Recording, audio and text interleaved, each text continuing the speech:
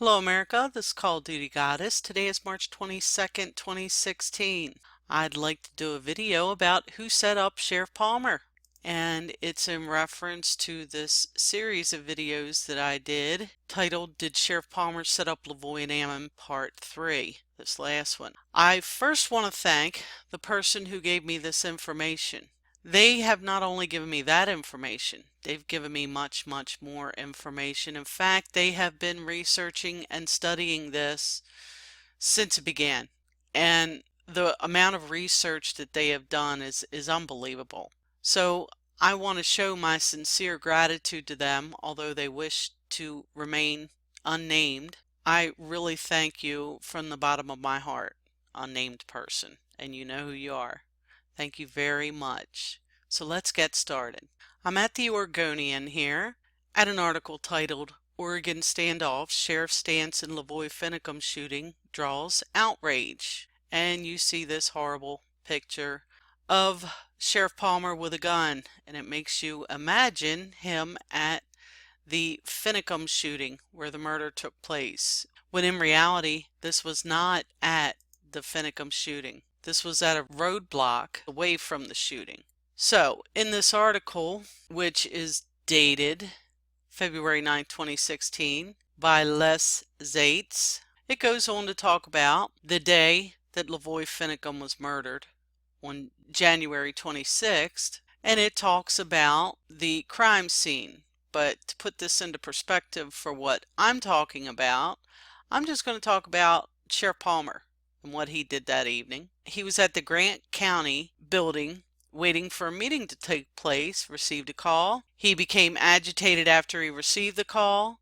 He then spoke to the commissioner, and they went into a room, spoke privately, and left immediately.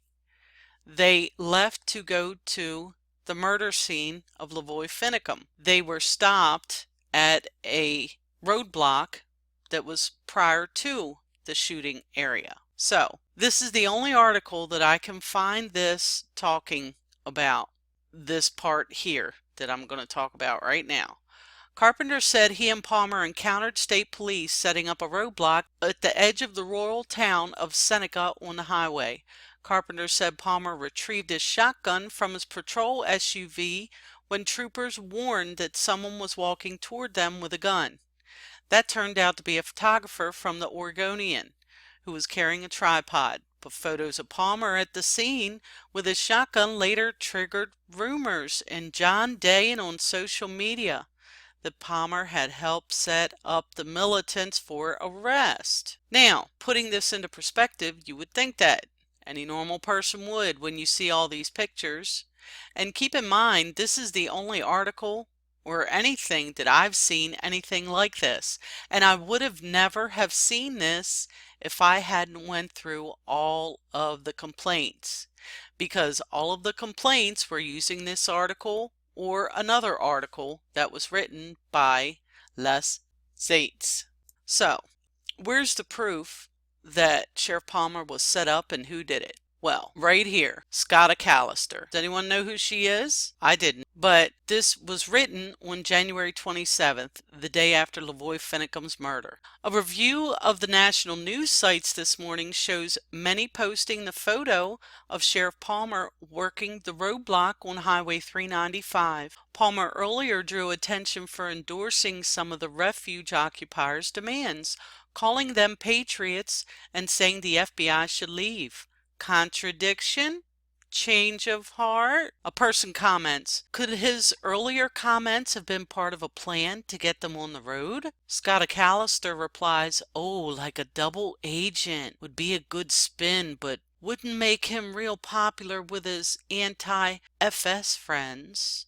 So, if you don't know who Scotta Callister is, ladies and gentlemen, meet Scotta Callister. She is part owner of Moyer Enterprises. She is a journalist.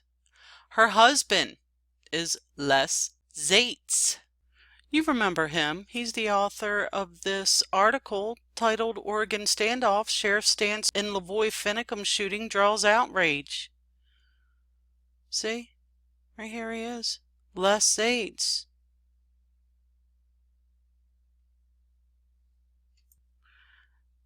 That is his wife, Scotta Callister, Les Zates. I guess she thinks she's a big star. She chooses to keep her last name. Let's get a closer look at this. Scotta Callister, January 27th.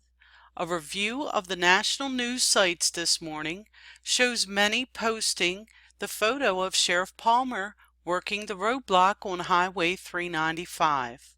Palmer earlier drew attention for endorsing some of the refuge occupiers' demands, calling them patriots and saying the FBI should leave. Contradiction? Change of heart?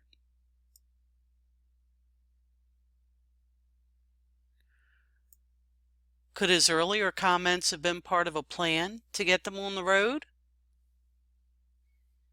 Oh, it even has the time there. Well, would you look at that? Scotta Callister replies, oh, like a double agent. Would be a good spin, but wouldn't make him real popular with his FS friends. Anybody know exactly when the pics were taken and how long he was at the roadblock? Was it actual participation or a photo op on his part? And who is the guy with him in the photos? In civvies.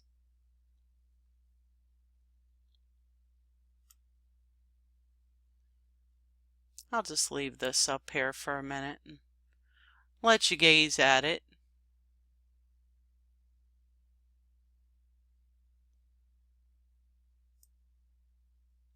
These two people are making a lot of money off of the federal government. That's why they do not like Sheriff Palmer. They stand to lose a lot of money. So, now that you know the truth, what do we do with it? This is Call of Duty Goddess signing off, and as always, I've got your 6. And Sheriff Palmer, I've got your 6. A lot of us do.